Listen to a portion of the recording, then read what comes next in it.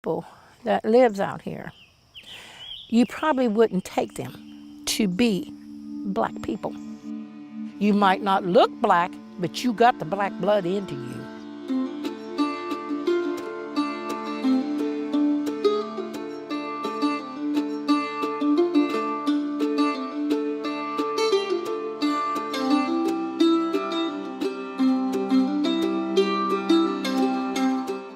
Well, my name is Roberta Jeanette Orler, but I go by Bert for a nickname.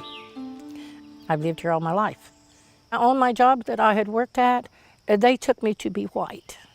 And my best friend, she took me to be white. She was shocked when I told her I'm not white. I am black. I am a black person. And it was, well, you're not that. You think you are. No, I know I am. I was raised that way. But I was also raised, as Mom would say, it doesn't matter what color your skin is. We all serve one God.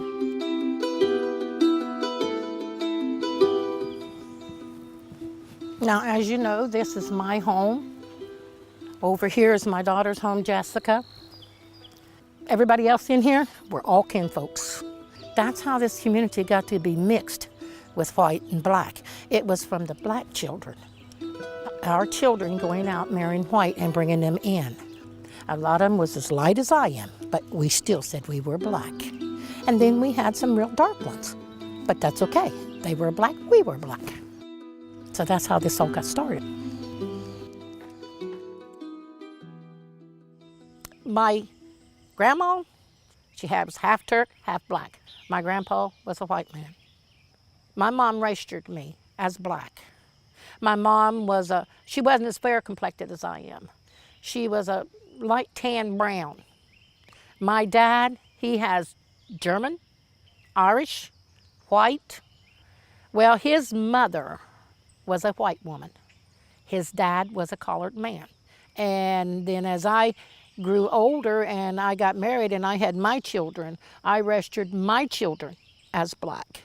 I have found that stone that was here down the mountain. Most of them in this area goes as black. We've got maybe 2, 3 families that considers themselves being white. But the rest of us in here, we consider ourselves being black.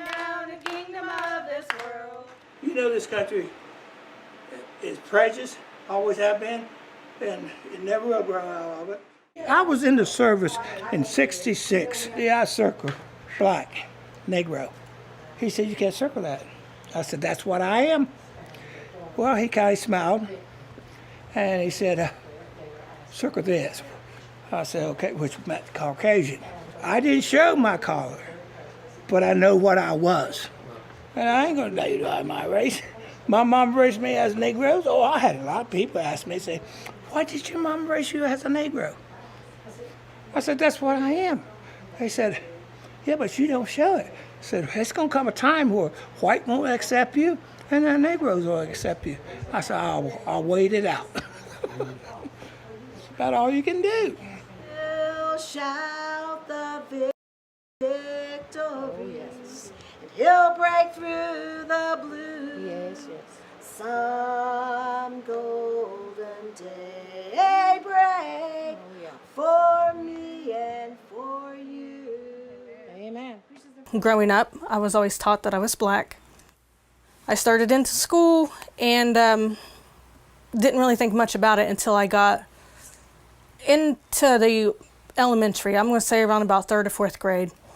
That's when I started noticing the difference. I started noticing I was being taught that I was black, but I didn't look black. Other children didn't view me as black. Even some of those other kids made fun of me because, why are you saying you're black when you're white?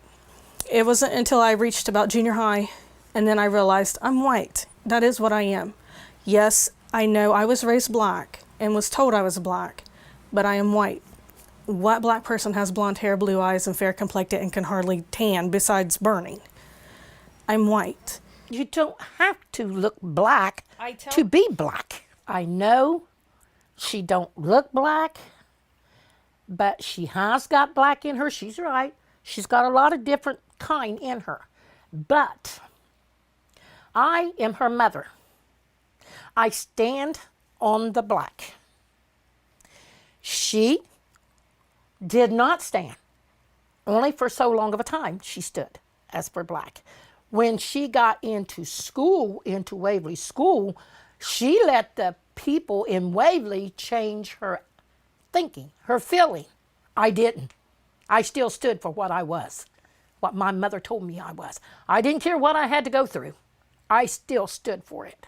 When I finally made the decision to go as white, I did feel guilty about it. It did, in a way, break my heart. It's nothing against my family, and it doesn't mean that I don't like black people or love black people or care for black people. I do. And like I told her, I can't be racist, and I know that, and I would never want to be, even if I chose to be. I couldn't. I don't want that for myself or for my children. You're never going to get to the top of that mountain, I'm telling you. The black blood in you is going to stay there. And whether you want to accept it or not, there is going to be people to pick it out of you, whether you mention East Jackson or not.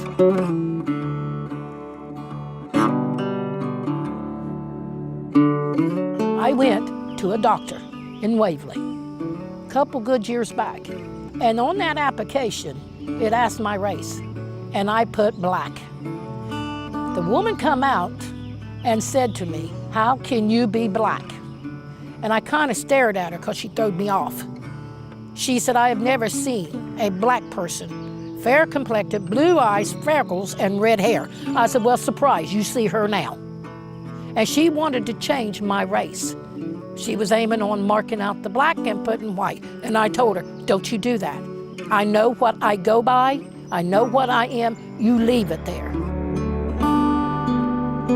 I will never, ever deny my race for what my mother had brought me up and raised me and had put me as. I will always be that until the day I leave this earth.